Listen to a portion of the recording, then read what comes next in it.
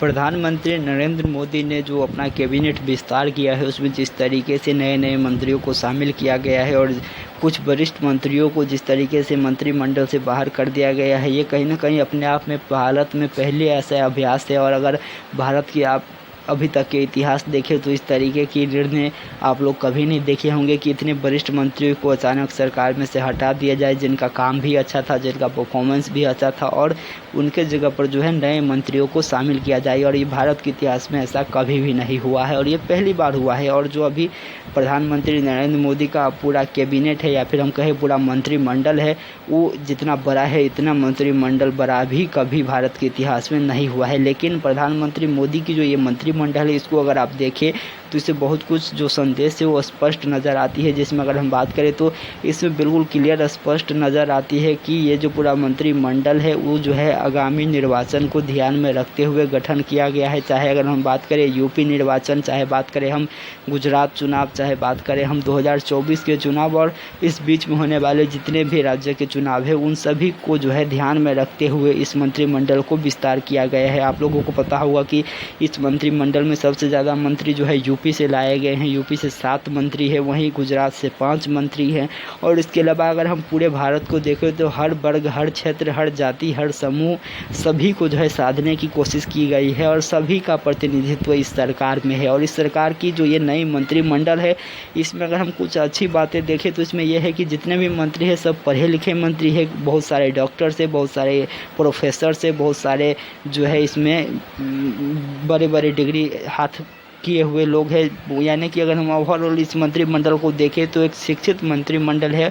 और जितना इस मंत्रिमंडल की योग्यता है पढ़ाई के मामले में, उतना भी कभी भारत के इतिहास में नहीं हुआ है कि एक कैबिनेट में इतने पढ़े लिखे मंत्री एक साथ काम करें। तो ये भी अपने आप में अनोखी बात है। और अगर हम बात करें इस मंत्रिमंडल की तो इसकी जो एवरेज आयु है, यानी कि जो उम्र है, वो अगर हम बात करें तो 58 वर्ष की है एवरेज में सभी मंत्री की उम्र। और इसमें जो सबसे अनोखी बात है यही है कि बहुत सारे युवा चेहरा को इसमें मौका दिया गया है और बहुत सारे युवा मंत्री को जो है इसमें प्रमोशन भी दिया गया है। चाहे हम बात करें अनुराग ठाकुर, चाहे बात करें हम किरण रिजिजू, चाहे बात करें हम GS रेड्डी, तो ये सब वो बड़े बड़े नाम हैं जिनको प्रमोशंस मिला है। आप लोगों को पता होगा कि इस नए मंत्रिमंडल में शामिल हुए हैं ज्योतिरादित्य सिंधिया, जो कि एक युवा है। उसके अलावा बहुत सारे जो हेल्थ मिनिस्टर बनाए गए हैं वो भी काफ़ी यंग है। चाहे हम अगर बात कर ले तो बहुत सारे ऐसे मंत्री हैं जिनको नया जिम्मेदारी मिली है, वो बहुत ज़्यादा यंग है, नया एनर्जेटिक है, नया सोच रखते हैं और उसके साथ वो काम करेंगे।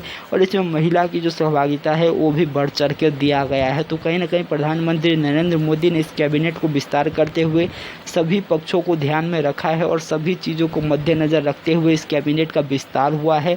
और इस कैबिनेट को देखेंगे तो आपको संतुलित कैबिनेट नज़र आएगी और ख़ास करके इसमें सभी के पास योग्यता है, सभी के पास अनुभव है। कुछ को अगर हम छोड़ दें तो बाकी जितने भी मंत्री हैं उनके पास राजनीतिक अनुभव है, प्रशासनिक अनुभव है, ब्यूरोक्रेट्स को भी मंत्री बनाया गया है।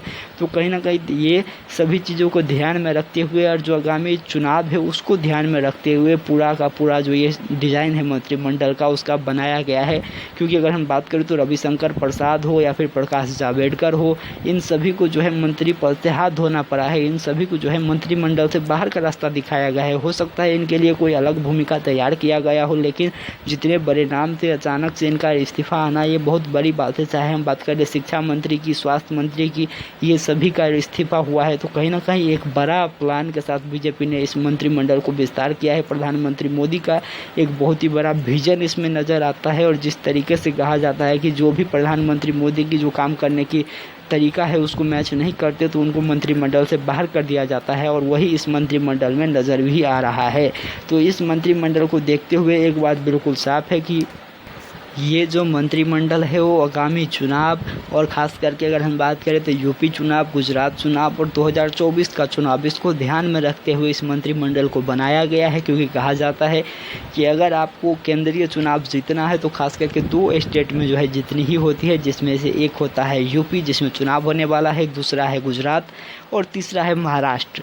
तो उनको भी जो है इसमें जगह दी गई है प्रॉपर तरीके से। तो देखना होगा कि इसका जो आने वाले दिन में प्रभाव है वो किस तरीके से से पड़ता है, लेकिन तैयारी मोदी ने फुल की है और इस मंत्रिमंडल विस्तार के बाद तो कह सकते हैं कि मोदी ने बहुत ही बड़ी तरीके से सोशल इंजीनियरिंग को साधा है। तो इस पर आप लोगों का क्या है कहना, हमें कमेंट करके ज़रूर बताइएगा।